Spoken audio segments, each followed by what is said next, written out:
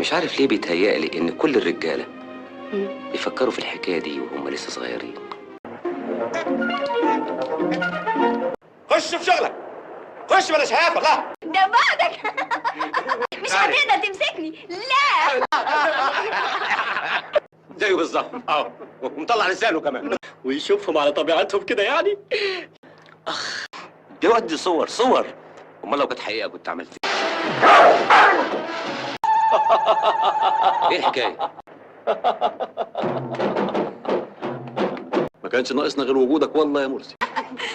والنبي لو اللي ماما بقى. فيلم زوجتي والكلب إنتاج سنة 1971، ده من الأفلام اللي خدت مكانة خاصة في السينما المصرية. ومش بس كده، ده بيعتبر من أوائل الأفلام اللي كسرت القوالب النمطية للسينما التقليدية في مصر. الفيلم من إخراج سعيد مرزوق، وكان أول فيلم روائي ليه، وبطولة نجوم الزمن اللي ما بيتكررش زي سعاد حسني ومحمود مرسي ونور الشريف وزيزو مصطفى. القصة مستوحاة من مسرحية عطي لويليام شكسبير، لكن المخرج حولها لواقع مصري بيتمحور حول الشك، الغيرة والعزلة، وده بيعكس حالة نفسية معقدة بتمر بيها الشخصية الرئيسية. الفيلم عمل ضجة وقت عرضه بسبب قراءته في الطرح والمشاهد، وخصوصا المشاهد اللي بين سعاد حسني ومحمود مرسي اللي كانت شبه صادمة للجمهور المصري في السبعينات. بس برضه الفيلم خد مكانة كتحفة سينمائية بسبب اسلوبه المختلف في السرد واستخدام الصور بدل الحوار كوسيلة أساسية للتعبير.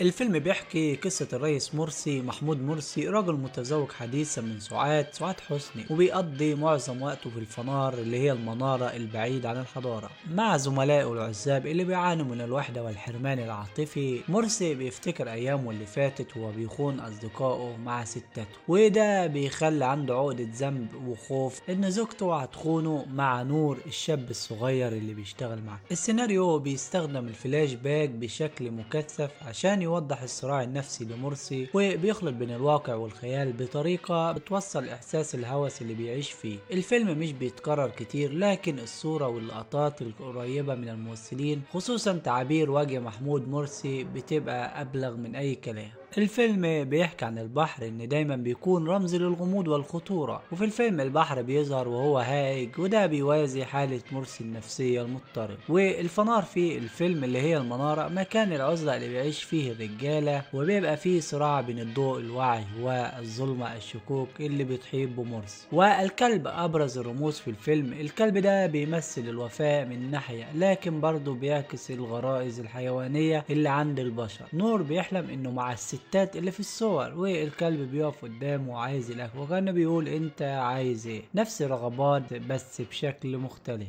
سعيد مرزوق استخدم اللونين الابيض والاسود عشان يعطي للفيلم طابع درامي قوي، ويركز على الاضاءة والظل عشان يوصل للمشاعر الداخلية للشخصيات. التصوير اللي قام بيه عبد العزيز فهمي كان مبتكر جدا في وقته، خصوصا في المشاهد اللي بتكون فيها سعاد حسني موجودة في خيال مرسي. الفيلم بيعتمد على الصمت اكثر من الحوار، وده بيخلي المشاهد بيبقى مركز مع تعبير الوجوه وتفاصيل الصورة. مثلا مشهد مرسي وقاعد على الشط بيفكر في زوجته والموج بيضرب الصخور، ده مشهد بيوصل لإحساس بالقلق والهواجس من غير ما يتقال كلمة واحدة. الأداء التمثيلي، سعاد حسني قدمت دور الست اللي مش فاضلة بس، لكن برضو الضحية اللي بتتأذي من شكوك جوزها. جرأتها في المشاهد الرومانسية كانت صدمة في الوقت ده، لكنها كانت واقعية ومش مبالغ فيها. محمود مرسي، أداء مرسي كان تحفة، قدر يوصل الجنون الهادئ والهوس اللي بياكل صاحبه من جوه من غير ما يصرح أو يبالغ. نظراته وحركاته البسيطة كانت كفيلة توصل كل المشاعر. نور الشريف أدى دور نور كان تحدي ليه، لأنه مش الشاب اللي بيعاني من الحرمان الجنسي، وده كان ضد الصورة النمطية ليه كبطل رومانسي. الفيلم في الوقت ده اتعمل عليه ضجة لأنه اتعرض لانتقادات كبيرة بسبب المشاهد الجريئة، زي مشاهد سعاد حسني وهي في أحضان محمود مرسي، أو المشهد اللي نور الشريف بيتخيل نفسه مع ستات. الرقابة المصرية في الوقت ده شافت إن دي مشاهد مش مناسبة، وده خلى الفيلم يدخل في قائمة الأفلام الممنوعة لفترة. بس النقاد شافوا إن الجرأة دي كانت لخدمة القصة مش مجرد الإثارة. الفيلم كان عايز يوصل فكرة إن الشك مرض، وإن الغرائز البشرية ممكن تدمر الإنسان لو مفيش توازن. فزوجتي والكلب مش مجرد فيلم عادي، ده كتحفة سينمائية تستحق المشاهدة أكتر من مرة. الفيلم نجح في كسر حاجز القالب التجاري للسينما المصرية وقدم لغة جديدة تعتمد على الصورة الرمزية والأداء التمثيلي العميق.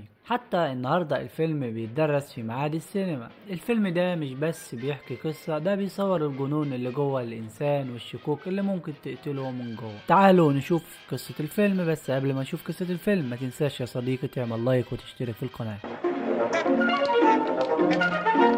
خش في شغلك، خش بلاش هيافة الله.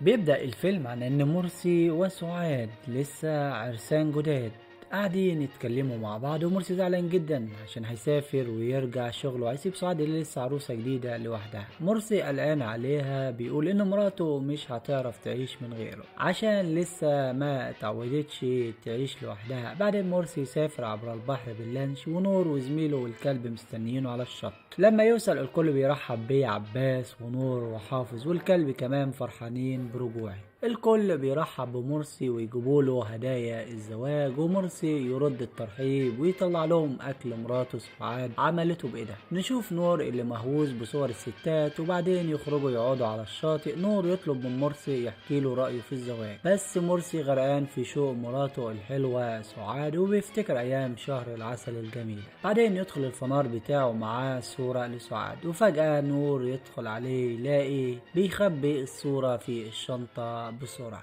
نور مهووس بصور الستات، والأوضة بتاعته مليانة صور، حياته كلها هوس بالستات. بعدين نشوف نور بينزل المية عشان يصطاد سمك مع زمايله بعد ما شافوه، ومرسي لسه غرقان في شوق سعاد بالليل. يقعدوا يلعبوا كوتشين على الأرض ويدخلوا في ضحك كتير وهزار. مرسي بيكلم نور عن القعدة الحلوة ديت، وبيفتكر أيام زمان وكوتشينة وخمرة ودفاية وقعداته مع المعلم بتاعه. بس من الناحية التانية يحكي لنور ازاي مراته خانته مع صاحبه، ويحكي له كل حاجة من القعدة لحد الخيانة. بعد ما يخلص نور يشرب خمرة كتير ويسكر، ويقول له انه كان بيقابل صاحبه بالاحضان، ويضيف كنت ساعتها شاب طايش.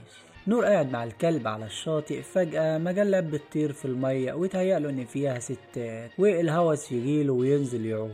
مرسي يقترح عليه يتجوز، بس نور يرد ما عادش عندي ثقة بعد اللي سمعته منه. ونشوف مرسي بعيد عن سعاد وهي لسه عروسة جديدة، بيتهيأله الهوس بيها. نور بيلعب بالعلب على الشط وبيفتكر هوسه بالستات ايضا لحد ما يطلع الفنار وقط. نور بيفتش في شنطة مرسي وياخد صورة سعاد. فجأة مرسي يدخل عليه، بس نور بيلم نفسه بسرعة. نور بيطلب منه يوصل جواب لسعاد علشان يطمنها ويطمن عليها ويجيب له الطلبات. نور يسافر باللانش في الشتاء القارس، ومرسي يدور على صورة مراته في الشنطة ما يلاقاش، ويبدأ يشك في نور أول واحد. مرسي بيفتكر خيانته لمرات صاحبه ويشكه اللي بيزيد. نور يوصل شقة سعاد ويوصل الجواب، ومرسي في حسرة وندم. الشكوك بتلازمه بسبب اللي عمله قبل كده. بيتهيأله ان نور وسعاد في وضع مش تمام، بيطاردهم في خياله. يخرج يقعد على الشط لوحده، يطلع له عباس يقول له فيك حاجة مش تمام بقالك فترة قلقان. نور يوصل بيت سعاد ويديها الجواب، بس سعاد تطلع محترمة تخيب ظن نور. نور يفتكر ان مرسي شاكك فيه بسبب الصورة اللي خدها. مرسي قاعد مستني نور زعلان ومتضايق منه، بيفكر انه ممكن يقتل نور لو اتأكد ان في حاجة بينه وبين سعاد. نور يرجع الفنار، الكل بيرحب بيه الا مرسي. يبلغوه ان مرسي كان متضايق بعد ما مشي، ياخدوه بالاحضان، ومرسي يفتكر صاحبه اللي